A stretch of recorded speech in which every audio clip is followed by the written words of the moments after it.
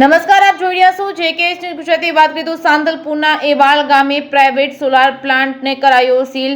Renew power 105 megavolt પ્લાન્ટને કરાયો seal. વોબારા ગ્રામ પંચાયતને આશરે 30 લાખ વેરો ભરવાનો બાકી હોવાથી કાર્યવાહી. ગ્રામ પંચાયત દ્વારા સોલાર પ્લાન્ટને વેરો ભરવા અનેક નોટિસો આપવા છતાં વેરો ન ભરાતા કાર્યવાહી. સાંતલપુર TDO, તલાટી, વોબારા ગામના સરપંચ અને પોલીસની હાજરીમાં સોલાર પ્લાન્ટને કરાયો સીલ. JK ન્યૂઝ ગુજરાતી સાથે मनु ठाकर, राधनपुर।